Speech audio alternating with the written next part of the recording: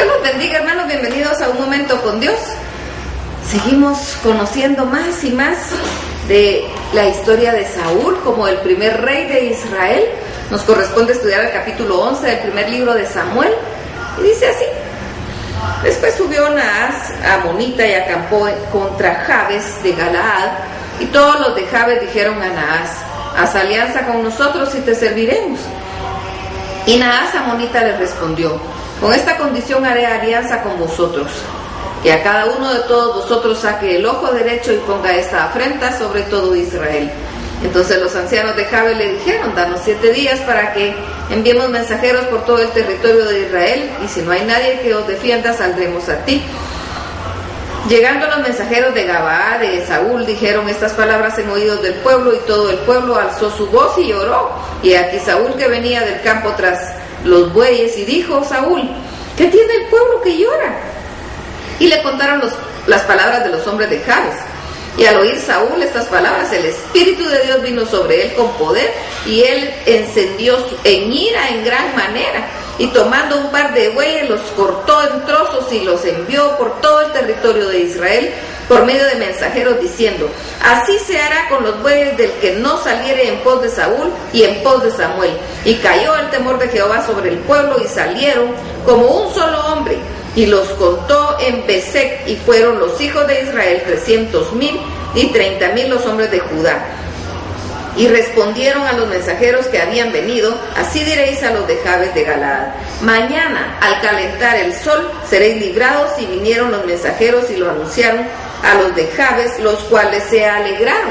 Y los de Jabes dijeron a los enemigos: mañana saldremos a vosotros para que hagáis con nosotros todo lo que bien os pareciere. Aconteció que al día siguiente dispuso Saúl al pueblo en 3 compañías, y entraron en medio del campamento a la vigilia de la mañana, e hirieron a los amonitas hasta que el día calentó, y los que quedaron fueron dispersos, de tal manera que no quedaron 2 de ellos juntos. Y el pueblo entonces dijo a Samuel: ¿quiénes son los que decían: ha de reinar Saúl sobre nosotros? Dadnos a estos hombres y los mataremos. Y Saúl dijo: no morirá hoy ninguno, porque hoy Jehová ha dado salvación a Israel.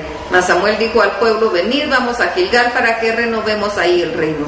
Y fue todo el pueblo a Gilgal, e invistieron ahí a Saúl por rey delante de Jehová en Gilgal, y sacrificaron ahí las ofrendas de paz delante de Jehová, y se alegraron mucho ahí Saúl y todos los de Israel.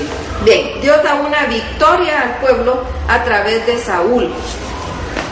Hemos estado leyendo todo lo que ha acontecido y estudiándolo, y Dios había ungido ya a Saúl, pero no todos estaban completamente de acuerdo.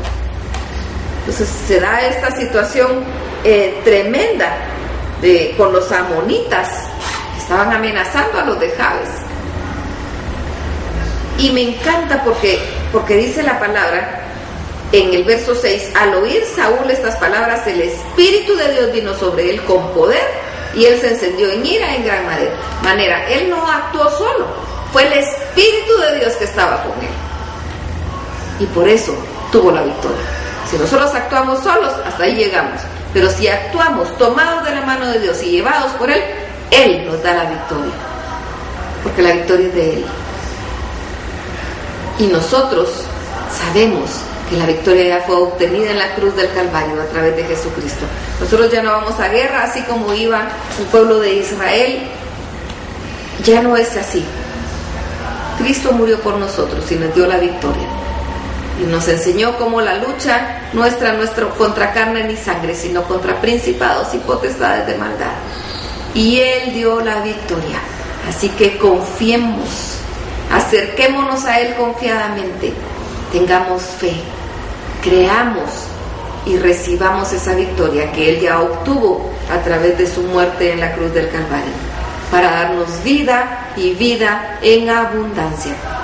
El pueblo aquí se regocijó y todos creyeron que Dios había hablado de verdad.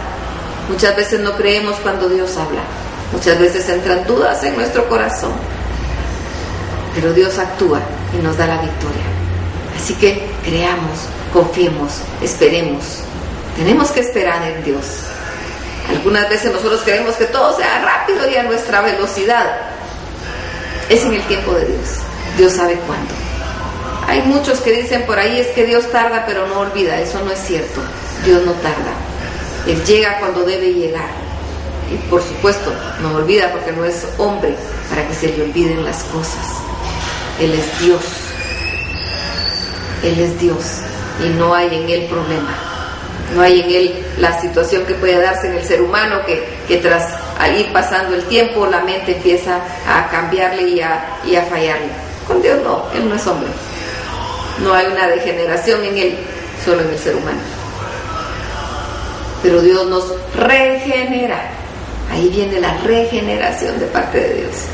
Así que tomémonos de Dios, afiancémonos en Él, confiemos en Él, sepamos que Él ya nos dio la victoria y gocémonos en Él, así como dice aquí, y el pueblo se gozó completamente con Saúl, mucho, dice, se alegraron mucho, dice.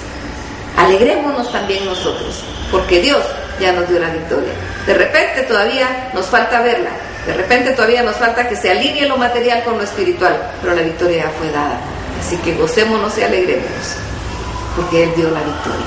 Vamos a platicar con el Señor y vamos a darle gracias, porque Él es bueno, porque su misericordia es para siempre. Alabémoslo, glorifiquémoslo y démosle gracias por esa victoria que Él nos ha dado. Y sabemos que en poco tiempo estaremos viéndola. Démosle la honra y la gloria al único que la merece. Que este momento con Dios realmente sea sublime. Que el Señor los bendiga.